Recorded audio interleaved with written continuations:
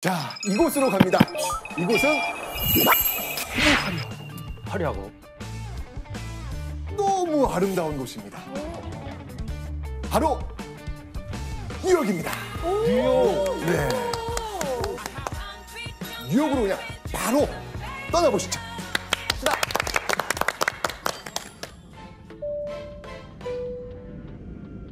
승객 여러분 안녕하십니까? 히스토리 에어라인을 이용해 주셔서 대단히 감사드립니다.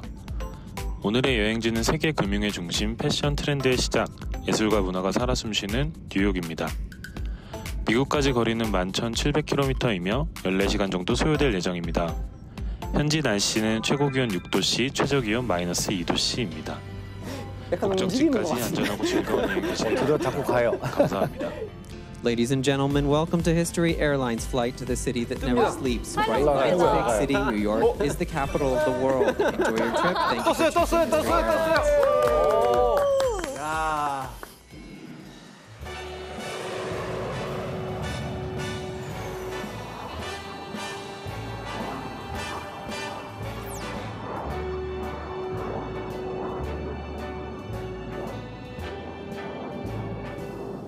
Start spreading the news. 가고 싶다. I'm leaving today. I want to be a part of it. 아, 그립네. New York, New York. These vagabonds. 저기 올라갈 수 있어요? 꼭대기에? 여기서 볼 수 있다 그러던데. 여기서 볼 수 있다 그러지 않았어요? 여기 안에 여기인가? 여기인가? 여기겠죠? 여기 머리에. 아, 가고 싶다. New York, New 아, 타임스퀘어다. 가면 사진 한번 찍어야지, 여기서. 아, 저기 광고 진짜 화려하잖아요. 브로드웨이. 와, 길거리에서 이렇게 음악하시는 분들도 많고. 아, 진짜 어떡해. 가고 싶어. 저런 시기가 다시 올까요? 다시 와야죠. If I can make it there, I'm gonna make it anywhere. It's up to you, New York, New York, New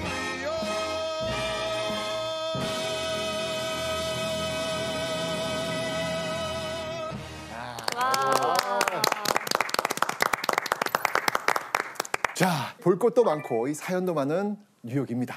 자, 그런데 이 뉴욕 한복판에 24시간 꺼지지 않는 뭐 글로벌 광고판이라고 해도 과언이 아닐 텐데 여기가 어디일까요? 타임스퀘어. 그렇죠. 타임스퀘어 이곳은요 19세기 말 그 마을 거래업자 뭐 마구간 마차 뭐 이런 것들이 마구마구 붐볐던 곳인데 뭐 지금은 그렇지 않죠. 예, 정말 이 세계 최고의 기업 광고가 걸려 있고 낮보다 밤이 훨씬 화려한 곳입니다. 어쨌거나 그 타임스퀘어 그런데 그 바로 옆엔 이 뭐 공연 예술의 상징이자 정말 이 뮤지컬의 성지라고 할 수 있는 어딘가요? 브로드웨이. 예, 맞습니다. 브로드웨이 42분가. 자, 그런데 이렇게 화려하고 번쩍이는 맨하튼 브로드웨이가에서 아무도 모르는 사이에 이 지구 종말의 프로젝트가 시작되었다면 지구 믿으시겠습니까? 정말이요? 지구 종말이 시작됐다고요? 네, 브로드웨이에서요? 그렇습니다. 뉴욕시 브로드웨이 270번지 18층에서 인류 역사상 최악의 발명품 바로 핵폭탄 개발을 위해 첫 번째 본부가 브로드웨이에 세워집니다.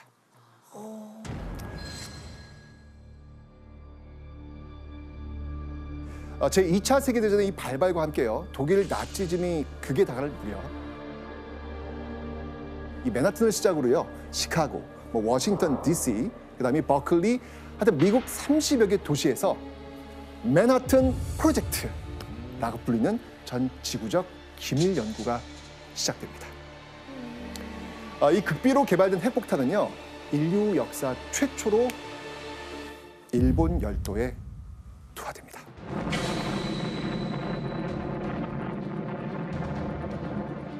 죽은 사람들과 살아있는 사람의 모습이 아닌 사람들이 널브러져 있었고요.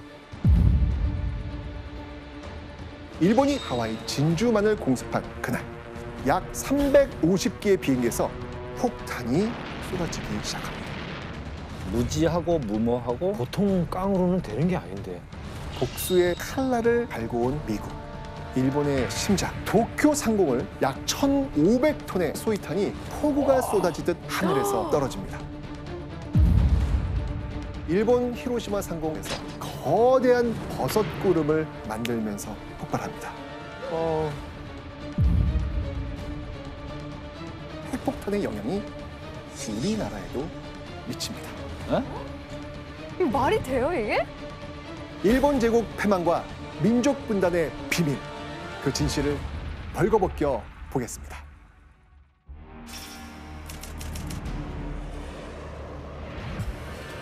인류 역사상 그 최악의 무기를 할 수 있는 이 핵폭탄.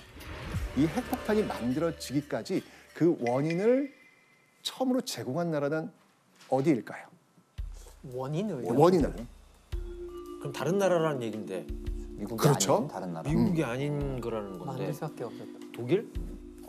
근데 저는 사실 이 질문을 던질 때 저는 일본이요라는 답을 하실 거라고 생각했는데 맞습니다. 바로 독일입니다. 그러니까 이 악마의 화신 그 히틀러의 두 손에 핵무기가 들어갈 수 있다는 그 소식이 유럽과 미국에 꽉 퍼집니다. 너무 끔찍해요, 히틀러가 핵 가졌으면은 지금 저희는 없었. 지구는 그냥 독일이죠. 그냥 지구는 지금 저희가 독일어로 얘기하고 있을 수도 있어요. 독일이죠. 이게 1930년대 후반 이 독일에서 이 우라늄 원자를 쪼개는 실험에 성공했다는 소식이 파닥에 퍼지면서요. 가만히 있을 수 없다는 그 판단을 내린 과학자들은요. 가장 위대한 물리학자, 여러분 아마 잘 아실 겁니다. 상대성 이론의 주인공. 누굽니까? 상대성 이론이요? 네. 소크라테스요. 저는 소크라테스밖에. 그분은 항상 상대성이던데요.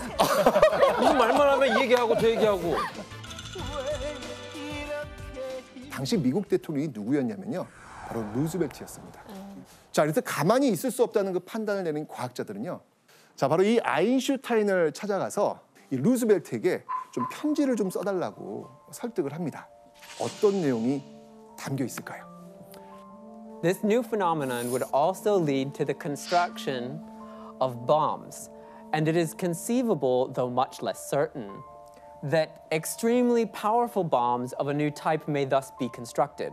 A single bomb of this type, carried by a boat and exploded in a port, might very well destroy the whole port together with some of the surrounding territory.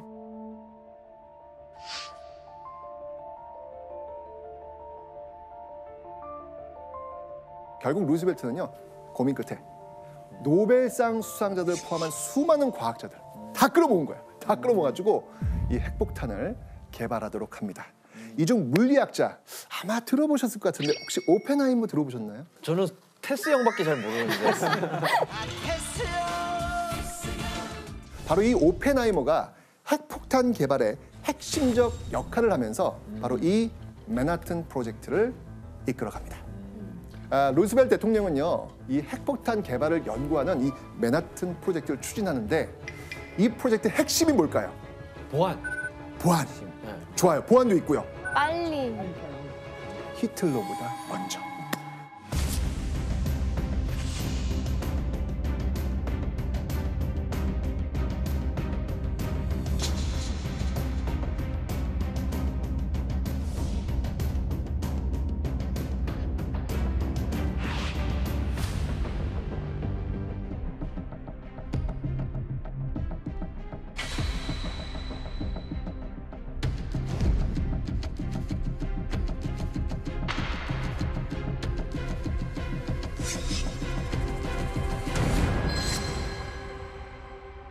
자, 그런데 어느 날 이 당시 부통령이었던 이 트루먼이 루즈벨트 대통령의 그 비서실로부터 전화 한 통을 급하게 받습니다. 빨리 들어오라고. 그래서 백악관으로 이제 곧장 달려간 이 트루먼은요, 영부인으로부터 충격적인 이야기를 듣게 됩니다. 무슨 얘기죠? 루즈벨트 대통령이 사망했다는 소식입니다. 네.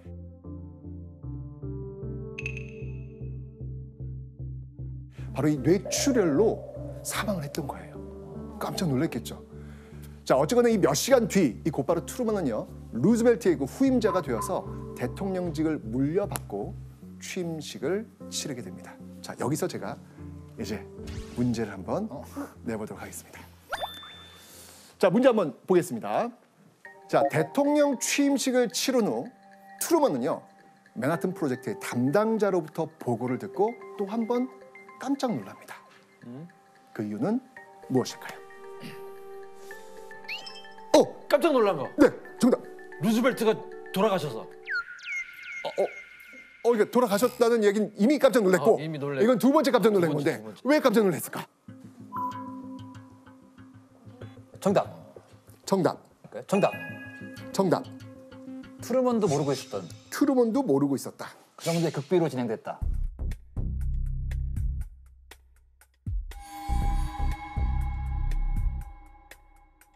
몰랐을까? 모르겠네요. 정범선 씨. 정범선 씨. 정답입니다. 진짜 몰랐구나. 몰랐어요. 부통령도 모르는 거예요. 제 딴에는 굉장히 어려운 문제라고 지금 자꾸 내왔는데 너무 쉽게 무너진다는 그런 생각이 드네요. 정답은 맞습니다. 트루먼도 몰랐습니다. 이 맨하탄 프로젝트는요, 정말 이 최소한의 핵심 인물만 알았던 정말 극비 연구였습니다. 그래서 트루먼 대통령이 대통령 취임식을 딱 치르고 난 뒤 전쟁부 장관, 지금으로 보면 국방부 장관이 되겠죠. 우리 둘만 좀 앉아서 이야기를 좀 나눌 게 있습니다라는 신청을 하게 됩니다. 거기서 뭐라고 얘기를 하냐면 믿을 수 없을 정도의 파괴력을 지닌 새로운 폭발물이 지금 개발되고 있다는 이야기를 듣게 됩니다. 그리고 이 새로운 폭발물이 실험에 성공하면 미국은 4개월 안에 세상에서 가장 어마무시한 폭탄을 가지게 될 거라는 이야기를 듣게 됩니다. 정말 부통령도 모를 정도면 지구상에서 가장 비밀스러운 프로젝트가 아니었을까 싶네요. 그러니까 이 프로젝트가 이제 무엇을 연구하는지 들통나지 않도록 애매하고 말하기 쉬운 제목을 좀 갖다 붙일 필요가 있을 거 아니에요. 그래서 갖다 붙인 이름이 맨하탄 프로젝트예요. 그 개발하는 그거 재개발 사업 같은. 재개발 사업. 그러네. 그러니까요. 그렇죠. 그런 식으로 이제 생각을 하게 한 거예요. 그러니까 이 본부를요, 도심 속에 있는 이 맨하탄에서 이 시골 마을인 오크리지로 옮겨서 비밀리에 연구를 또 이어갑니다. 이뿐만 아니고요. 미국 전역의 약 30개 단지에서 본격적으로 연구를 진행했는데 참여자들은요, 가명을 사용합니다. 그래서 서로의 이름을 알지 못해요. 찝찝하게 일했겠네요. 그렇죠. 그만큼 중요한 일이다. 전쟁을 수행하고 있는데 당신이 하는 일은 그만큼 우리 전쟁 수행에 있어서 굉장히 중요한 일이다. 국가를 전쟁 위해서. 중이니까. 심지어는 여러분들 자기가 무슨 일을 하는지도 몰라요. 그러니까 뭔가 일은 하고 있어. 근데 이 일이 무슨 일인지 모르는 거예요. 이 정도 아주 극도의 보안 속에서 이루어졌고요. 게다가 청소부, 거기서 청소하시는 분들이 계실 거 아니에요. 이 청소부원까지도 연구단지에 딱 들어가면 전쟁이 끝나고 나서 6개월 뒤에 나올 수 있다라는 서명까지 받습니다. 얼마나 이 보안이 확실했는지 감이 오시죠? 여기서 끝이 아닙니다. 이 폭탄, 핵이라는 말. 근데 나도 모르게 핵은 터졌어? 뭐 이렇게 얘기할 수도 있잖아요.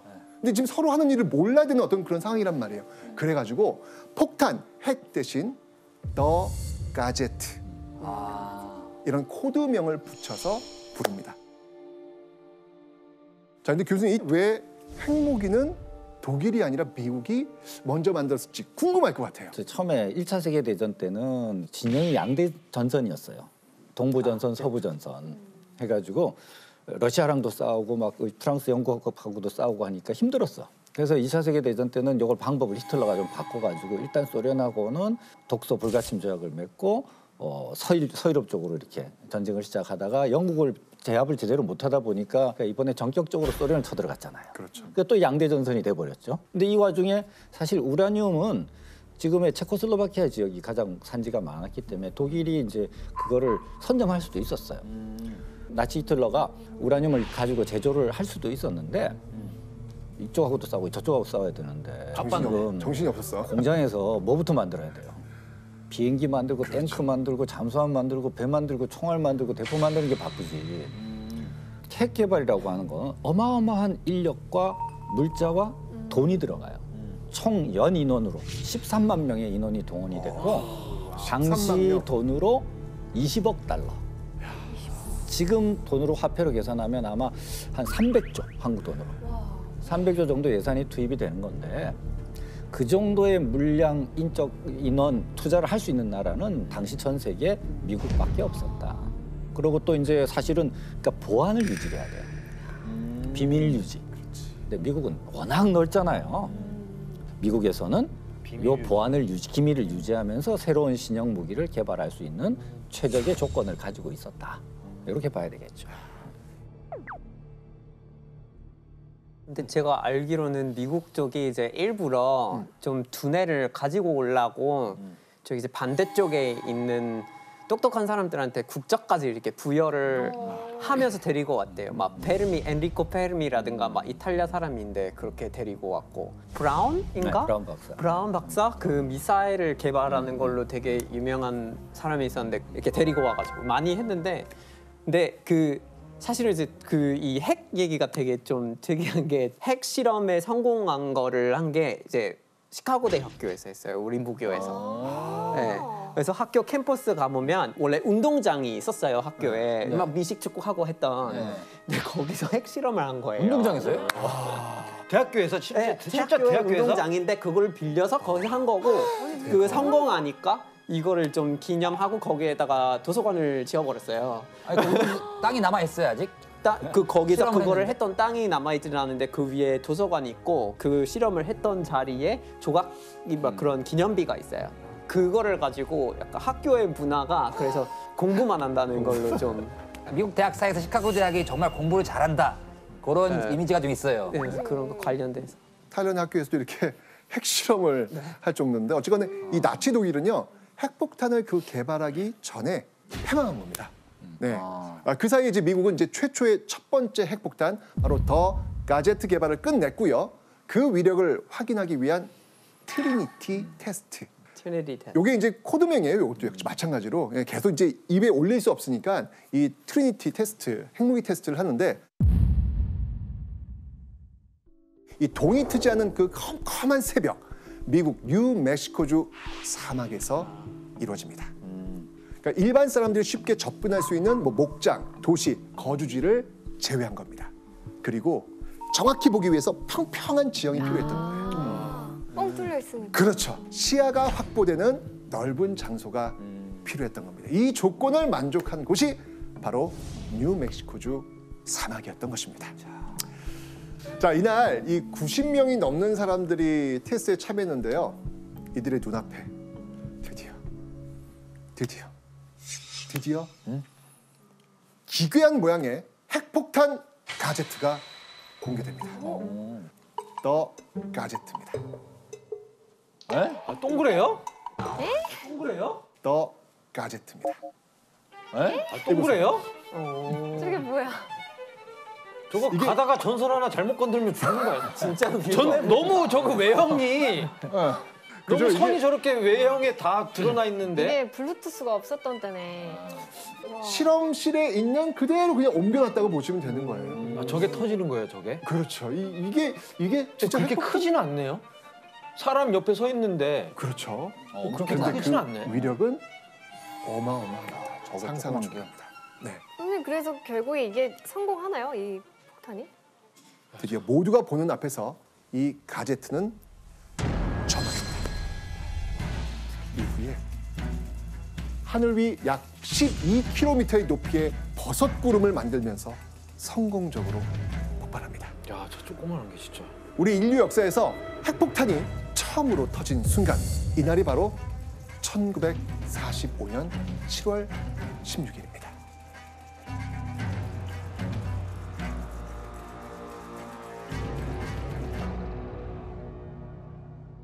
A hand-built device will melt desert sand and turn night into day, rendering every previous weapon of war obsolete in a few millionths of a second. 끌어올리죠 지금? At 5:31 a.m., a mechanical timer in the command bunker clicked at the end of its track. 와, 진짜 저러고 있네. 야,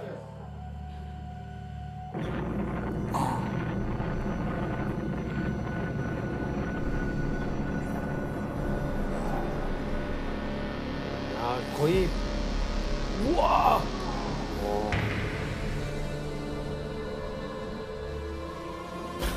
이게 실제 영상이야? 진짜 어마어마하죠. 너무 무서워요. 아니 무서워요. 저는 이거 보면 이렇게 소름 돋더라고요. 어우, 저게 핵폭탄의 위력이구나. 자, 이때 이 핵폭탄 폭발을 지켜본 과학자들이 이렇게 증언을 합니다. 한낮의 태양보다 몇 배는 더 큰 강도의 빛이 사방에 쏟아졌다. 눈이 완전히 멀어버렸고 30초가 지난 다음에야 시력을 되찾았다. 얼마나 무서웠을까? 뭐 사실 이제 과학자들이 핵폭탄 이 폭발의 위력을 아주 예상하지 못했던 것은 아닙니다.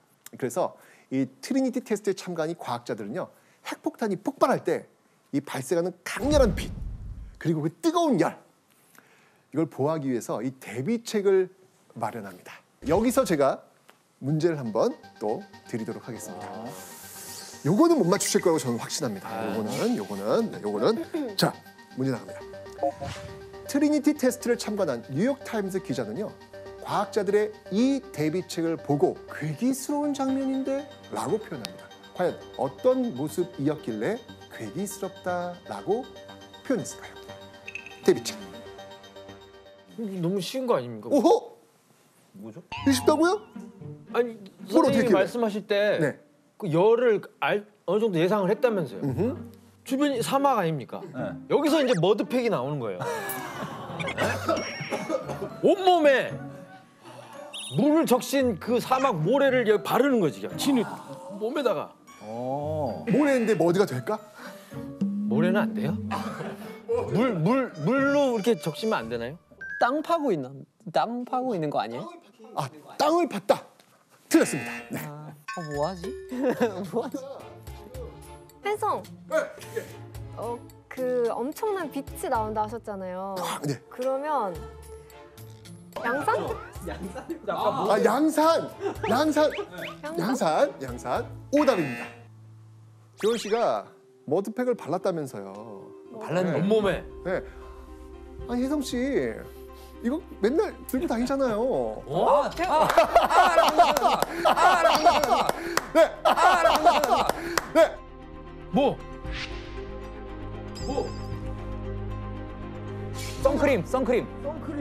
선크림을 온몸에 바르는 거예요. 아니, 무슨 선크림을 왜 발라요? 핵폭탄 실험을 하는데. 선크림이 있었어요 그때? 머드팩 대신 선크림. 정답. 아니 선크림이 그때 있었어요? 아, 그럼요. 아니, 잠깐만요. 미국은 전쟁은 아니었으니까. 아니, 핵 실험하는데 진짜 개겠겠다. 선크림 발랐다고요? 네. 이거 말이 돼요, 이게? 그죠? 다 맞. 그러니까 이날 그 비밀 엄수를 약속받고 이 실험을 참관한 뉴욕타임스 기자 윌리엄 로렌스가요, 이 모습을 보고 충격을 받아요. 야, 이거 괴기스럽다. 아니, 칠흑같이 어두운 밤에 정말 내노라는 과학자들이 한 무리가 모여가지고 진지하게 선크림을 얼굴과 손에 문지르고 있는 거예요. 기자가 봤을 땐 뭐야, 저 사람들 왜 아니 밤에 선크림을 얼굴과 손에. 또 그 외에도 그 왜 용접할 때 여러분들 왜 이렇게 보면 검은 유리 있죠. 그렇죠. 예. 그 두꺼운 그 검은색 유리판을 이렇게 두르기도 했고요. 심지어 이 맨하튼 프로젝트의 책임자였던 그 오펜하이머와 이 그로브스 장군마저도요, 그 현장, 폭발 현장에 가서 신발에다가 이 종이 덮개만 이렇게 두르고요, 이렇게 다니는 거예요, 이렇게. 그것도 괴기스럽네요. 야, 이게 지금 말이 됩니까? 이 지금이었다면. 어떡해. 자, 어쩌면 이 트리니티 테스트를 통해서 미국은요, 이 핵무기의 파괴력이 어마무시하다는 걸 알게 되었는데요. 자, 그렇다면 이토록 강력한 살상 무기인 핵폭탄을 왜 일본에 그것도 2발이나 떨어뜨리게 된 걸까요? 그리고 인류 역사상 인간에게 최초로 투하된 핵폭탄과 우리의 분단이 어떤 연결고리를 가지고 있는지 그 비밀을 파헤치기 위해 우리 두 번째 여행지로 떠나보도록 하겠습니다.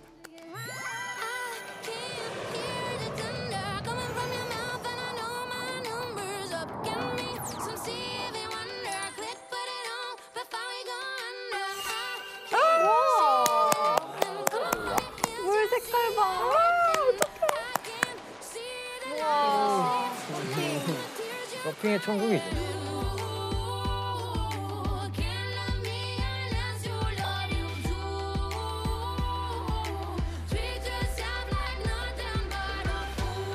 아, 터틀베이 아닙니까? 가보셨구나. 저는 여기서 유학을 했잖아요. 아, 그렇구나. 음식 유명하잖아요. 하와이 새우가 또 유명하죠. 네. 새우가 맛있죠. 슈프림. 야.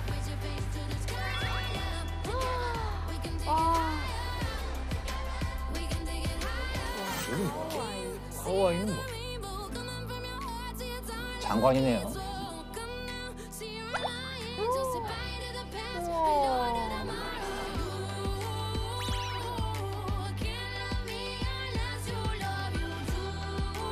저기 가봤어요. 발이 쩍쩍 붙어요. 그냥. 땅을 밟을 때마다. 네. 이게 화산섬이 시커매가지고.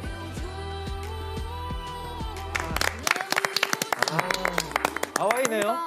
네, 우리가 이번에 두 번째로 떠나볼 여행지가 하와이인데 제가 이제 하와이에서 한 4년 가까이 있었죠. 전체적인 느낌이 어때요? 지루해요. 한 번도 못 가봐서. 뭐야, 왜 깨요 우리를? 우리 지금 설레고 지금 왔는데 지금. 그러니까 뭐 일주일 놀러 가시는 데는 천국이죠. 왜냐면 하와이가 제주도의 3분의 1인가밖에 안 돼요. 그래요? 네, 작구나. 그만큼 작아서 만약에 혜성 씨랑 저랑 오늘 되게 심하게 싸웠어요. 너 다시는 안 봐. 쳐다보지 말자 우리. 이러고 한 30분 있다가 만나요. 가는 데가 정해져 있습니다. 작구나. 아니 밥은 먹고 살아야 되잖아요. 근데 소문도 금방 빨리 나고요. 아, 그렇구나. 혜성 씨가 누구랑 사귀었는데 다 알아요. 무서운데요? 무서운 동네입니다. 근데 너무 낭만하고 예쁘고 뭐 아름다운 섬이랑 핵폭탄이랑 무슨 상관인데 이리 왔어요. 그러니까 오늘 제가 그 얘기를 좀 해드리려고 하는데 바로 이곳 하와이에서 일본은 핵폭탄이라는 그 혼돈의 소용돌이에 빠지게 한 그 비밀이 숨겨져 있습니다.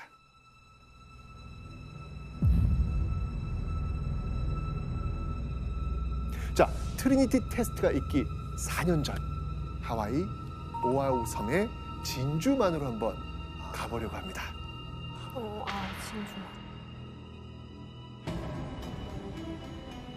진주만 이야기 한번 해보면 눈을 한번 상상해 보세요. 푸른 바다, 에메랄드빛. 너무 좋잖아요. 그리고 새하얀 모래가 이렇게 눈앞에 쫙 펼쳐져 있습니다. 따뜻한 햇볕이 내리쬐는 하와이. 그리고 평화로운 일요일. 브런치 먹어야 되는데 일요일이면. 자, 그런데요. 이때 머리 위로 까만 비행기들이 한 대, 두 대 나타나더니 하늘을 새까맣게 뒤덮기 시작합니다. 곧이어서 약 350개의 비행기에서 엄청난 굉음과 함께 폭탄이 떨어지기 하와이로요? 시작합니다. 하와이로요? 환상의 섬, 지상 낙원이라 불리던 이 하와이가 말 그대로 불지옥으로 변한 그날 1941년 12월 7일입니다. 네, 여기 지금 일본이 지금 출격을 하고 있는 중이에요. 지금. 정말 이렇게 새까맣게 정말 때로 지금 몰려오는 겁니다. 지금. 날파리 들어가네. 폭격이네. 폭격했네. 갑자기.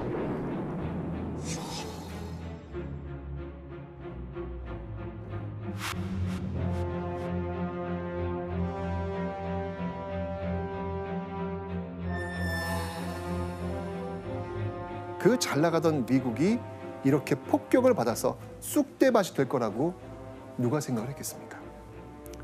악몽 같은 2시간 동안 무려 2,000명이 넘는 사망자, 그리고 300대 이상의 비행기하고 약 20척의 배가 파괴됩니다. 정말 순식간에 그런데요. 이 당시 미 육군은요. 이 새로운 장비였던 그 이동식 레이더를 활용하기 위해서 진주만 공습이 있던 날 아침 두 훈련병에게 이 레이더를 다뤄보라는 명령을 내렸습니다. 그런데 갑자기 그 레이더에 까만 점들이 등장하기 시작합니다. 이게 뭐야? 한두 대가 아닌 거예요. 너무 많은 거야. 당황했죠. 빨리 보고를 합니다. 저기요, 레이더에 지금 비행기가 잡힙니다. 근데 이게 지금 한두 대가 아니라 수백 대 같아요. 너무 많아요. 라는 보고를 올립니다. 이 보고를 받은 미군 당국은 그거 뭐 본토에서 비행기들이 그냥 오기로 했던 것 같아. 자기 비행기인 줄 그렇죠. 알았다고요? 설마. 그러니까 이제 이유가 있어요. 왜냐면 하와이는요, 이 태평양 한가운데 있기 때문에 어디서 출발하더라도 하와이가 너무 멀어요. 너무 멀다는 얘기는 뭐냐면 도중에 발각될 수 있다는 이야기예요. 너무 머니까. 게다가 바다에서 물자를 보급받는 것도 너무 어렵습니다. 그러면 그게 일본 입장에서도 하와이로 가면 실패할 가능성이 큰 거 아니에요? 당연하죠. 이건 말이 안. 일본도 이게 성공할 거라고 믿질 않아. 진짜 성공하면 확률 50%, 50%. 교수님, 그 일본이 이렇게 질 수도 있다는 걸 알면서도 이 공격한 이유가 또 있죠? 총합 국력이 일본을 1로 잡았을 때 미국은 12예요. 12배 12배. 높은 거예요. 군사력 관련되는 걸 가지고 보면 일본을 1로 잡았을 때 제가 볼 때는 미국은 30이에요.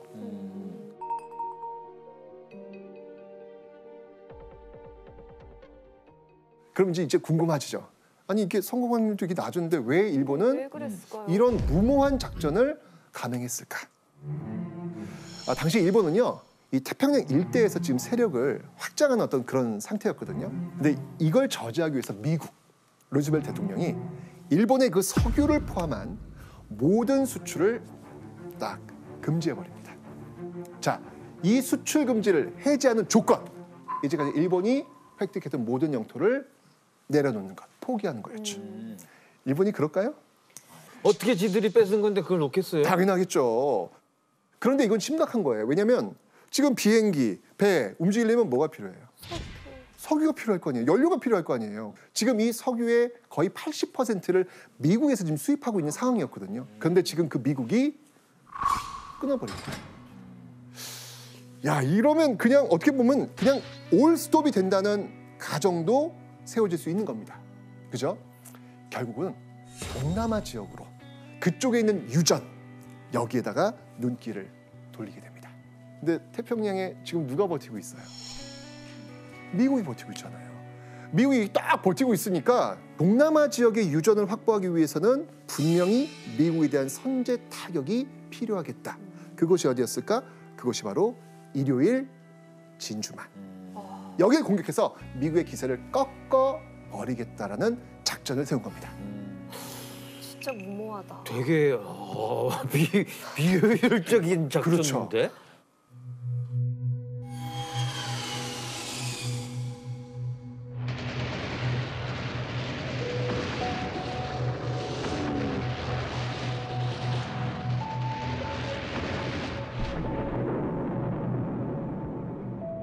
자, 진주만 공습에 일본은 성공합니다.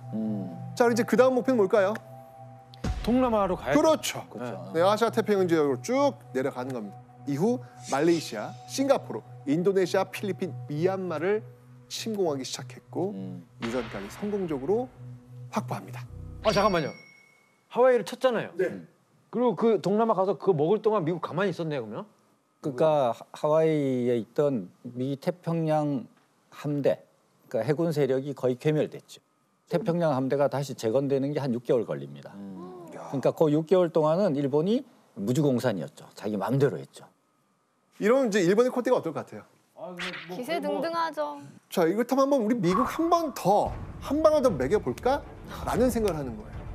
그래서 다음 타겟을 정합니다. 아마 여러분들 들어보셨을 텐데 미드웨이 해전. 미드웨이.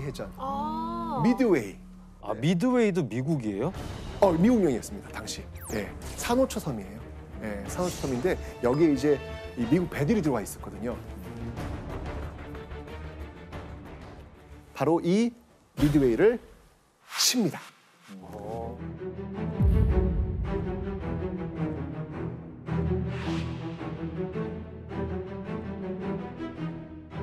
특히 이 진주만 공습 때 그 살아남았던 미국의 항공모함.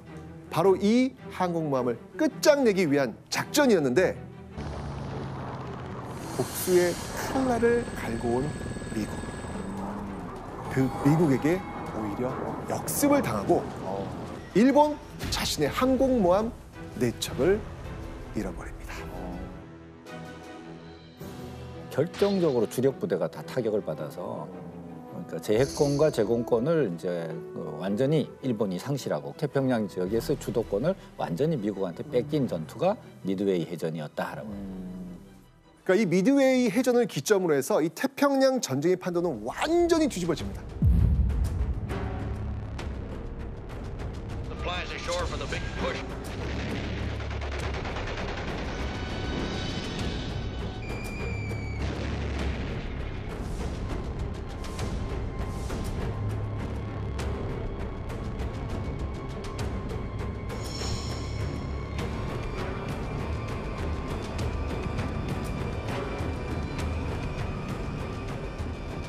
일본은 완전히 수세로 접어들는 상황이란 말이죠.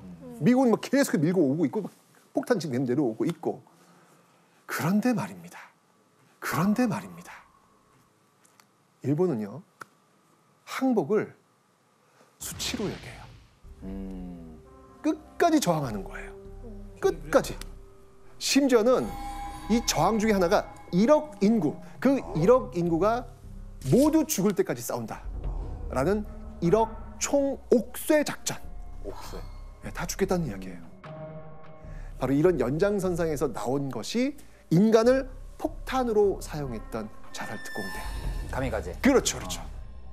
가미가제가 바로 여기에서 나오고 있는데 사실 이 가미가제의 유래는요. 일본의 역사가 아니라 우리의 역사와도 연결이 돼요. 가미가제가 왜 우리 역사와 연결될까요? 혹시 그 배경을 아시나요?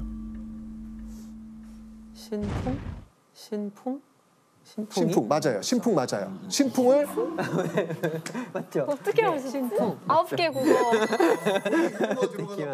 신풍. 신의 바람, 신이 보내준 바람. 시대를 쭉 뒤로 가면요. 바로 고려시대.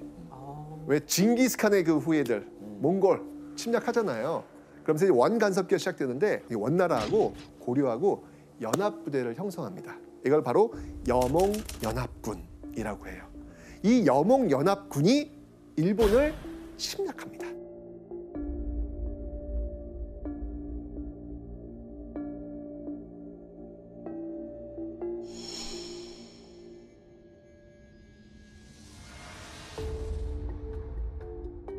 그런데 이게 웬일? 그 막강한 여몽연합군이 왜 그랬을까요? 가자 했는데 섬이었던 거야. 일본 치러 가자 했는데 섬인데 가자.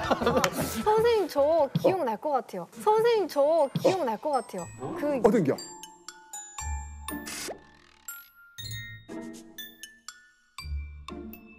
어딘겨? 선생님 인강 들었을 때 아니 진짜 기억이 나요. 인간 인터넷 강의. 그 일본에서 일본 입장에서는 고마운 바람이 불어줘가지고 그 여몽연합군이 도망간 거 아닌가요? 제 랜선 제자입니다. 박수 한번. 선생님 잘 컸죠? 아우 너무 좋아. 네, 맞습니다. 아니 바람 불었다고 가요? 어떤 바람이었을까요? 바닷바람. 바닷바람. 그렇죠. 네, 어떤 바람? 건너오지를 못하는 거예요. 무슨 바람? 태풍. 아 태풍이었구나. 그렇죠. 이게 태풍이 몰아친 거예요.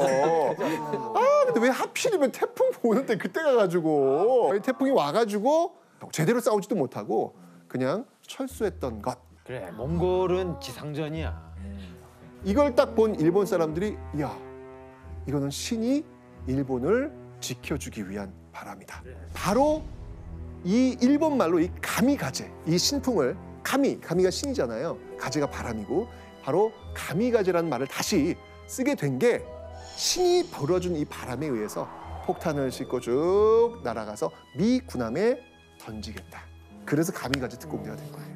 그 가미가제 특공대가 미 군함으로 돌진하는 그런 영상이 있어요. 아, 진짜 너무 무섭다. 그 영상 한번 보시기 바랍니다. 야, 보통 깡으로는 되는 게 아닌데. 그렇죠. 예. 이게 뭐예요? 지금 이제 출격하기 전에 술 한 잔씩 이렇게 마시고 있는 그런 장면입니다. 와. 죽으러 가는 거잖아요.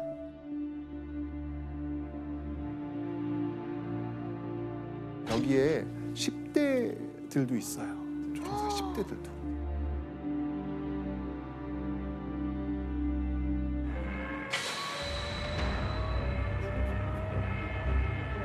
오!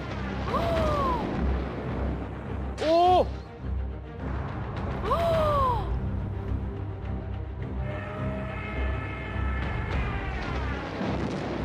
비행기를 그냥 때려 박는 거예요? 네, 비행기가 폭탄이 되는 거죠. 그렇죠. 그래서 이 소리가 되게 유명해. 가미까지 비행기가 가가지고 띵 하는 이 소리가.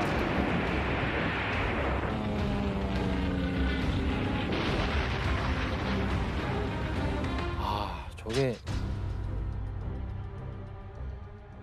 사실 이 일본에서 이 가미가제는요 아주 용맹한 전사로 묘사되고 있습니다. 실상은요, 근데 이 전쟁에서 인간을 소모품으로 취급한 그런 형태라고 볼 수 있습니다. 당시 미군은요, 이 가미가제 폭격기가 오직 자살 공격만을 위해 설계된 것을 보고 full bomb, 바보 폭탄이라고 부르기도 합니다. 근데 어쨌거나 이 가미가제 특공대원들은 과연 어떤 생각을 가지고 이 비행기에 탑승했을까? 어떤 생각을 가졌을 것 같아요? 너무 공포스러울 것 같아요. 진짜 무섭지 않았을까요? 그러니까 이 천황, 자신들의 어떤 그 천황을 위해서 명예롭게 죽은 영웅, 이런 식으로 지금 막 보여주고 있는데 실제로는 내가 이거 왜 죽어야 되는지. 그렇겠지. 또 어린애들인데. 이 목격한 사람들에 의하면요, 그들은 도살장에 끌려온 양과 같았다. 어떤 이는 서 있을 수조차 없어가지고 지상 요원들이 비행기에 밀어넣기도 했다. 그럼 대상은 뭐로 정해서 데려가는 거예요? 거기 태울 사람들을? 그러니까 뭐 여러분도 잘 아시겠습니다만은 지금 입장에서 생각해봐도 공군 파일럿을 한 사람 키워낸다 그러는 거는 어마어마한 비용과 시간이 들잖아요. 근데 일본에서도 지금 전쟁이 시급한데 그렇게 할 수가 없어요. 그러니까 기존의 파일럿 중에서도 자원을 받지만 급하게 양성을 시켜야 돼요. 그러다 보니까 이제 소년 비행병 학교 같은 거를 육해군에서 만들어서 거기서 뭐 이제 뭐 한 3개월이라든지 6개월 정도 교육시켜서 바로 투입시켜 버리는 거예요. 지금 이제 교수님 말씀하신 대로 그 한 명 양성시키는데 엄청난 시간이 필요한데 사실 그런 시간을 확보하기도 버거운 그런 일본의 어떤 끝을 보는 어떤 그런 자락이 있다라고 보시면 되겠습니다. 결국 이렇게 나오니까 미국이 도저히 안 되겠다는 판단이 된 거예요. 그래서 미국의 어떤 자국민의 희생을 좀 막고 빨리 이 전쟁을 끝내기 위해서 일본의 심장 도쿄를 불바다로 만들 계획을 이행합니다.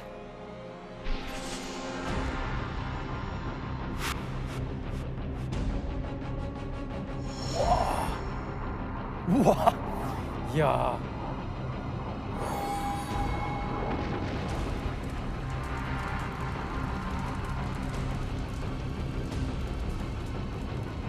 대부분 목적 건물이죠. 그렇죠. 뭐 피해가 어마어마했던 거예요. 이게.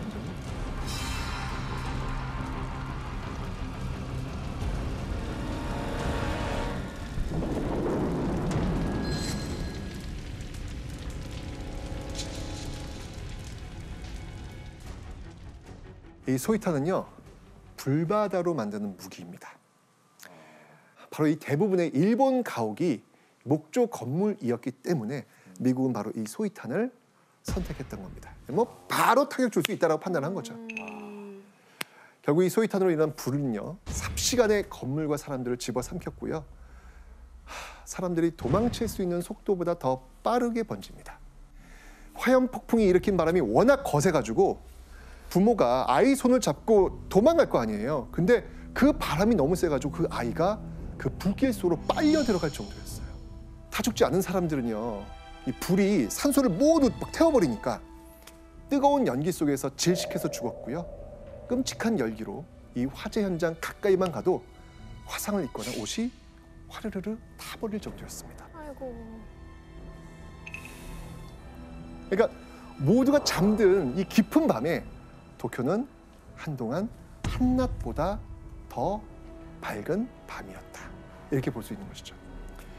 미군은 이를 시작으로 일본의 60여 개 주요 도시에 솔탄, 이 폭탄을 도쿄뿐만 아니고요. 네, 투하하기 시작합니다. 완전 이제 끝내겠다는 이야기죠. 예, 이제 42년 미드웨이 해전, 43년 과달카날 전투 겪으면서 사실 거기서 전쟁 끝냈어야 되거든요. 그러니까 일본이 사실 항복을 했어야 돼요. 이 군사사 쪽에서 볼 때 전쟁 이야기할 때 이제 뭐가 있냐면 우리가 사람이 신체 기능이 있잖아요. 몇 % 손실이 일어나면 기능이 제대로 안 될까요? 예를 들어서 뭐 반 이상 나면 끝나는 거 아니에요? 반까지 갈까요? 예, 손상률이 30% 정도가 되면은 이미 더 이상 전투를 할 수가 없어요. 그러면 거기서 그만둬야 돼요. 이게 항복하는 게 그게 순리거든요. 근데 일본이 그걸 안 하는 거예요. 그러다 보니까 미국이 선택한 것은 일본하고 계속 그런 식으로 하면 미군들도 굉장히 희생을 보게 되니까 폭격. 그래서 일본 사람들이 전쟁에 대한 공포, 전쟁에 대한 기억 중에 가장 당신은 전쟁하면 뭐가 가장 두렵습니까? 라고 물어보면 일본인들의 기억은 뭐냐면 하늘에서 불벼락이 쏟아지는 거예요. 불비. 맞습니다. 어쨌건 이 수차례 벌어진 그 미군의 대공습으로 일본의 주요 도시들이 완전 초토화됩니다. 전 이 점이 정말 분노스러워요. 아니, 항복을 안 해요, 일본이. 항복을 안 해요.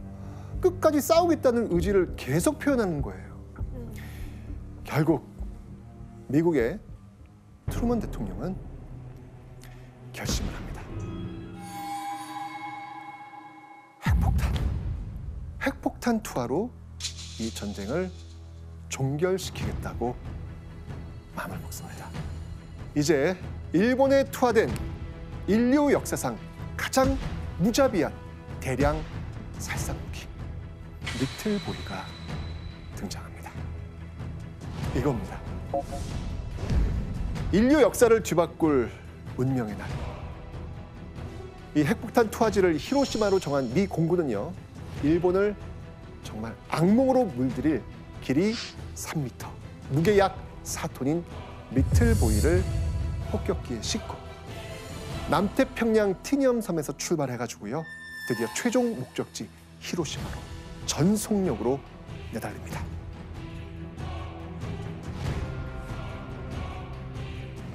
왜 하필 히로시마가 선택되었을까? 시마이 하려고 시마. 시마이 하려고 끝내려고. 아, 그런가? 아니요? 여러 가지 이유가 있는데요. 그 중에 하나는 이 핵폭탄이 터지기 이전과 그 이후를 비교하기 위해서. 제가 아까 말씀드렸지만 도쿄 공습 이외에 여러 도시들이 지금 폭격을 맞았다 그랬잖아요. 근데 히로시마는 바로 그 폭격에서 벗어나 있는 곳이었습니다. 그래서 이곳을 선택한 거예요. 특히 이 히로시마 주변에는요, 조선소와 비행장, 그 항공기 부품 공장 같은 이 군사적 목표물들이 있었고요. 그 전쟁의 중요한 거점이었기 때문에 바로 이 핵폭탄 투하 후보지에 올랐던 거죠. 야, 위력 보려고 깨끗한 데 선택한 거라고요? 공습 안 한데? 네, 거의 실험이네요. 그러니까요. 즉 치명타를 가할 수 있는 최적의 조건을 이 히로시마는 모두 갖추고 있었던 겁니다. 그런데 일본은 이 사실을 알았을까요? 몰랐을까요? 한참 전쟁 중이라 이게 우리 비행기인지 저기 비행기인지 모를 것 같은데요. 레이더 식별 번호들이 다 다르기 때문에 그런 건 가능하죠. 아, 그 군인이? 네네네네. 알겠죠, 그러면? 그렇죠. 네. 네, 알았습니다. 일본은요, 그 히로시마 레이더 관측소에서 폭격기 진입했네? 딱 진입하자마자 동시에 발견을 해요. 공습 경보도 발령을 합니다. 자, 그런데 여기서 또 하나의 의아한 일이 벌어집니다. 뭐냐면 그 공습 경보를 해제해요. 갑자기? 왜 그랬을까요? 비행기가 많지 않아서? 많지 않아서. 아니 이게 전통적인 공습 같지가 않으니까 그냥 뭐 다른 거겠지 하고 그냥 넘긴 거 아닌가? 정답. 야, 타일러 씨는 전술가야. 아니 저는 사실은 옛날에 그 TV 볼 때 타일러 씨는 미리 대본을 주나 보다. 라고 저는 생각을 했는데 야, 진짜 아니네. 괜히 뇌생남이 아니에요. 아까 말씀드렸잖아요. 이 도쿄 대공습 이후 1년 동안 일본의 주요 도시를 폭격할 때는요. 그냥 폭격이 한 300대 그냥 이상 막 왔거든요. 이거 뭐야? 꼴랑 뭐야? 뭐? 아, 이거는 정찰기인가? 폭격이 아닌가 보다 생각이 나. 그렇죠. 그래서 이 공습 경보를 해제했던 겁니다. 한낮의 태양보다 더 밝은 하얀 빛이 히로시마 전역을 삼켜버립니다.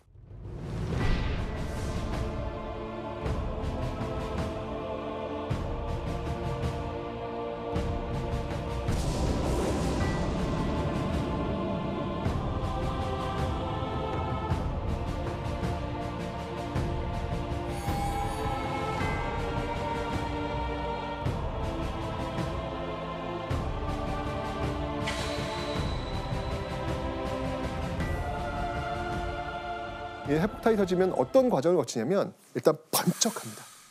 번쩍, 그 다음에 소리, 꽝. 그 다음엔 뭐가 오는지 아세요? 열. 그 뜨거운 열이 몰려옵니다.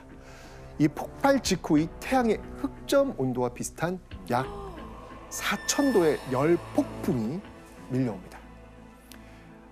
이 타 죽은 사람들은요, 약 2,000도의 상태에 노출이 되는 거예요. 조금 전까지만 해도 전차가 있었고 학교가 있었고 공장이 있었고 그리고 사람이 있었고 다 그대로 있었는데 이 평범한 도시가 리틀보이가 터지면서 완전히 지워져 버린 겁니다. 이 거리에는요, 죽은 사람들과 살아있는 사람의 모습이 아닌 사람들이 널브러져 있었고요. 그들의 살과 피부는요, 이게 녹아내려 가지고 이 셔츠처럼 이렇게 출렁출렁출렁. 예, 이런 어떤 그 모습들, 얼굴은 온통 불에 데웠고요. 특히 제가 이 안구가 이게 녹아내린답니다. 정말 이 당시 도쿄 라디오에서는요, 사람, 동물, 모든 생명을 가지고 있는 것이 말 그대로 죽음 속에 그슬렸다라고 발표할 정도였습니다. 당시 여기에 피해를 본 그 사람들의 사진이 있는데요. 그거 봐. 이거 못 볼 것 같아. 살았다고? 거기서? 옷이 타버리는데 그냥 뒤인 거죠? 지금 그냥 타버린 거예요. 데여가지고 네, 타버린 거죠. 타버린 겁니다. 지금 치료를 받고 있는 모습인데 지금 얼굴이 못 보겠어. 이 핵폭탄 투하로 히로시마 인구 약 14만 명이 죽습니다. 이 히로시마의 끔찍한 재앙이 내린 뒤 트루만 대통령은 미국이 핵무기를 일본에 투하했다는 사실을 그제서야 전 세계에 발표합니다. 그런데 그것은요, 핵무기가 하나가 아니라는 선언이었습니다.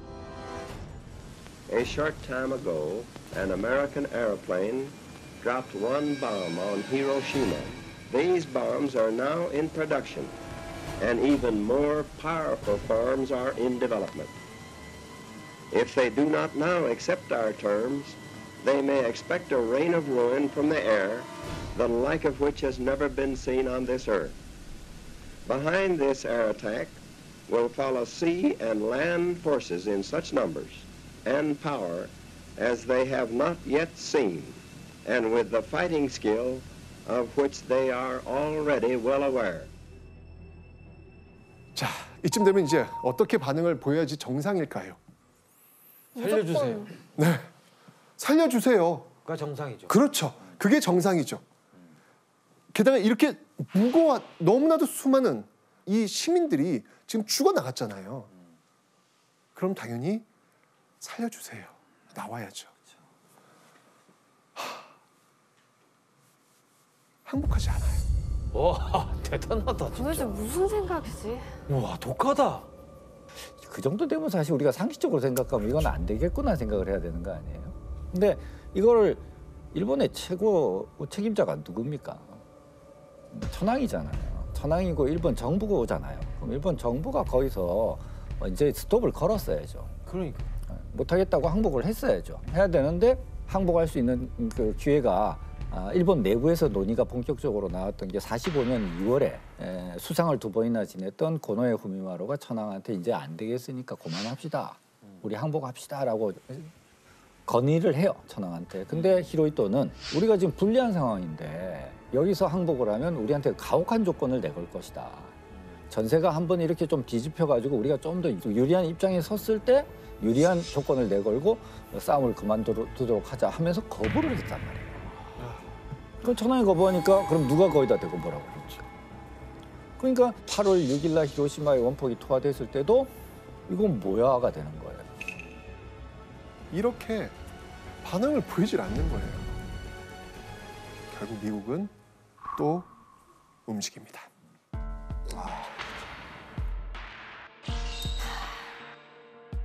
미국이 히로시마 핵폭탄 투하 3일 만에 인류 전쟁사에서 그 유래를 찾기 힘들 정도의 어마어마한 파괴력을 보인 핵폭탄 펜맨.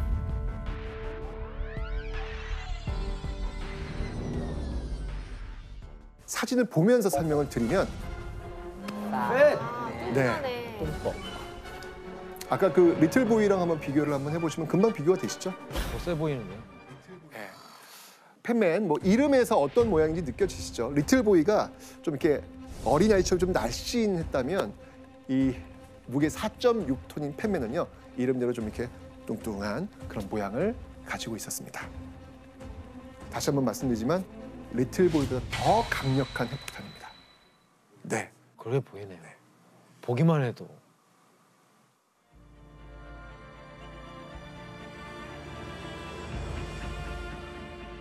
이 펜맨은요 나가사키 상공 약 600m에서 폭발했고요. 조준점에서 약 3km 벗어나가지고 4만 명 정도가 직사합니다. 그리고 이후에 그 부상과 질병으로 또 7만 명이 사망합니다.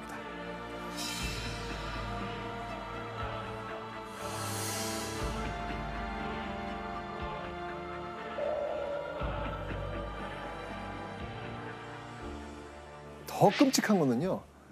이 당시 열이 엄청나잖아요. 그 엄청난 열로 사람들이 지금 그 당시에 이 갈증, 목이 너무 타는 거예요. 물을 먹고 싶은 거예요. 그런데 이 화재로 생긴 그 먼지와 그름이 한데 뒤섞여서 하늘에서 검은 비가 쏟아지는 거예요. 어떻게 했을까요? 이거 안 돼. 마시면 안 돼. 그걸 뭐? 입을 벌리고 그 검은 비를 마십니다. 그건 지어낸 얘기 아닐까요? 아니요. 몇 천도가 넘는 열이에요. 얼마나 갈증이 났겠어요. 그러니까 이 방사능은요. 냄새도 맛도 색깔도 촉감도 없습니다. 네. 그러니까 당시 사람들도 이 방사능이라는 존재 자체를 알지 못하잖아요. 그러니까 검은 비가 그냥 이렇게 색깔은 좀 있는데 뭔지 모르겠지만 흙이 좀 이렇게 섞인 그런 비인가 보다라고 그냥 받아 마신 거예요. 그런데 이 방사성 물질이 담긴 검은 비는 사실상 죽음의 비였습니다. 그 흔적이요 아직도 일본 박물관에 지금 남아 있거든요. 흔적이요? 네. 어떤 흔적이? 저게 빗자국이에요? 네. 그래? 이게 남아 있는 거예요 지금. 이걸 받아 먹었거든요. 충격이야. 뭐 물론 이제 핵폭탄에 직접 피해를 보지 않았던 사람들도 검은 비를 맞아서 피폭자가 될 수밖에 없겠죠. 이 방사능이 몸에 축적되면서 그 후유증으로 인한 각종 암 이런 병마와 싸우면서 그 죽음보다 더한 그런 고통으로 살아가게 된 겁니다. 살아남아도 살아남은 게 아니네요. 그렇죠. 이 핵폭탄으로 이렇게 히로시마, 나가사키 두 도시가 지옥으로 변하게 되자 그제서야 일본 정부는 백기를 들고 항복을 합니다.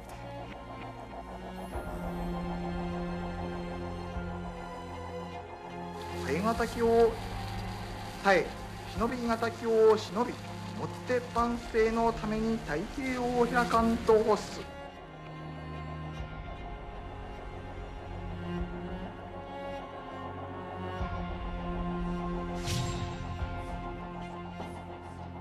근데 저는 이게 일본은 당연히 완전 폐허가 됐을 텐데 그 당시 미국 국민들은 어떻게 생각했을지 궁금하더라고요.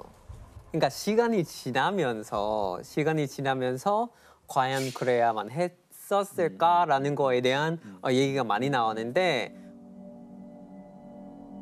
방사능 효과에 대해서 그런 걸 몰랐던 거예요. 근데 피폭자들의 어떤 경험이라든가 이런 거에 대해서 더 많이 듣게 되면서 어떤 좀 윤리에 대한 그런 얘기가 좀 많았던 것 같아요. 도덕적으로.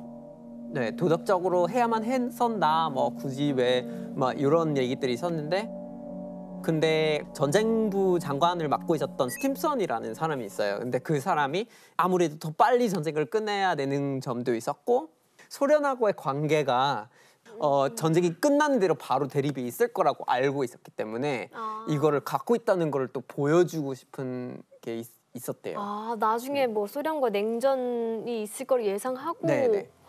근데 이게 핵폭탄을 맞는 사람들한테도 엄청난 당연히 뭐 죽음과 공포지만 저 핵폭탄이 어떤 건지 알면서 저걸 떨궈야 되는 조종사의 입장에서도 평생 안고 살아야 되는 어쨌든 자기가 민간인들을 무고한 민간인들 죽인다는 걸 알고서 하는 거잖아요. 근데 몰랐을 거 아니에요. 위력을. 그렇죠.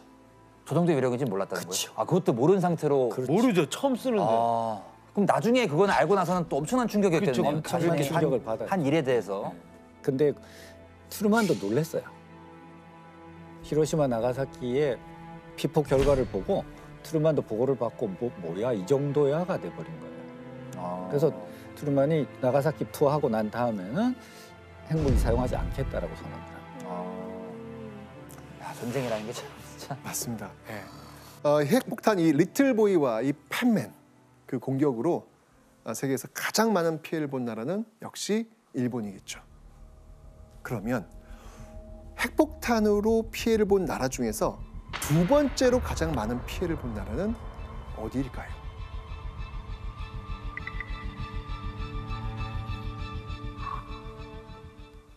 그때 우리나라 사람들이 강제로 징병징용 되지 않았나요? 네, 바로 한국입니다.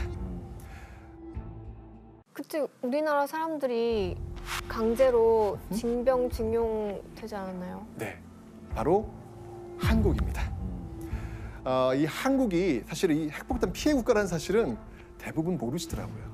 네, 그거는 뭐 일본에 떨어진 거지 우리한테 떨어진 거 아니잖아. 뭐 우리랑은 뭐 직접적 관련은 없는 거 아니야? 라는 생각들을 굉장히 많이 하시는데 그렇지 않습니다.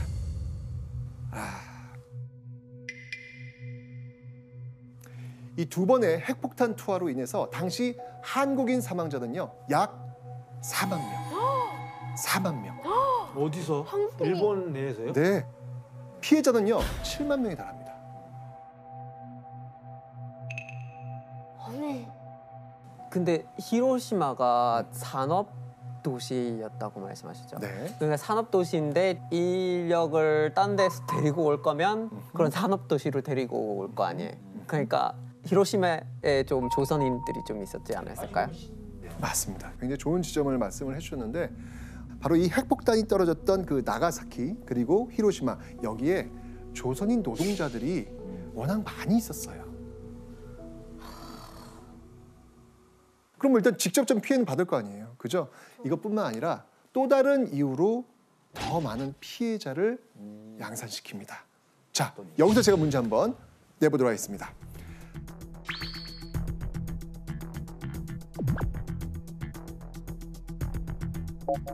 이 핵폭탄이 투하된 이후 조선인 노동자들의 피폭자 수가 대거 늘어난 이유는 무엇일까요?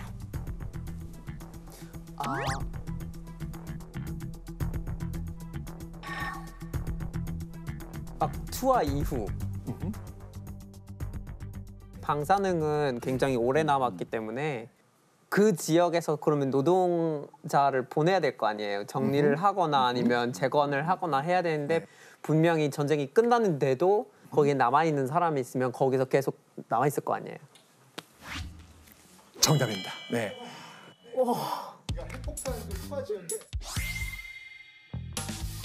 정답입니다. 네. 정답입니다. 정답. 아, 야, 이 타이틀은 전술가야. 그러니까 핵폭탄 그 투하 지역에 투입되어 가지고 사후 처리를 했기 때문에 그래요. 그러니까 원폭 현장의 그 사후 처리하고 이 도시 복구에 조선인들이 동원된 겁니다.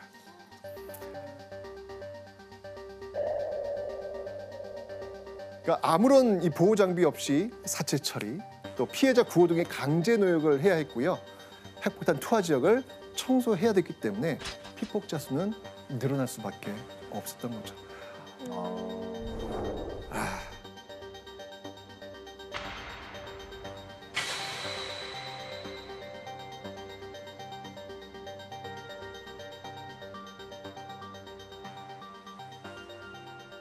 제가 실제로 강제동원 진상규명위원회 일을 할 때 피폭자를 직접 만난 적이 있어요. 진짜로요? 한 40대 정도 되는 아들이 70대 아버지랑 30대 동생을 데리고 왔어요. 70이 다 돼가는. 근데 아버지는 이제 뭐 이미 방사능 후유증으로 인해서 말도 못하고 몸 이렇게 막 붉은 이런 것들이 쫙 몸에서 돋아나는. 근데 더 놀랬던 게 뭐냐면 이게 유전이 돼요. 아, 그게 진짜 무섭죠. 큰 아들은 괜찮은데 30대 작은 아들이 똑같은 증세가 나타나는 거예요. 이야, 이게 정말 무서운 거구나. 당대에 끝나는 게 아니고 현장에서 끝나는 게 아니고 자식들한테까지 물려줄 수 있다라고 하는 게 이건 정말 있어서는 안 되는 일이고 사용돼서도 안 되는 것이고 전쟁 자체가 없어야 되지만 다시는 핵무기를 전쟁에서 써서는 안 되는구나 하는 거를 우리가 아니, 저도 저 핵폭탄이 떨어지고 굉장히 많은 일본인이 죽었다는 건 알고 있었는데 우리나라 사람이 그렇게 몇만 명이 희생당했을 거라고는 상상을 못했어요. 그러니까요. 몰랐어.